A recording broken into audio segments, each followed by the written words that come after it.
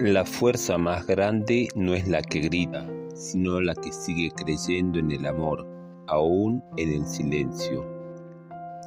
Permite que la esperanza ilumine tu camino como las luces del árbol.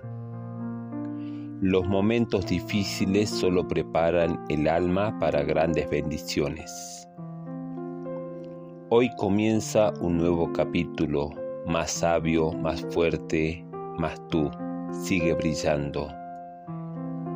Cada estrella en el cielo es un motivo para confiar en lo que vendrá. Esta Navidad no resueltes tus sueños. Que la Navidad se llene de fe, tu mente de claridad y tu alma de paz para seguir adelante. Feliz Navidad.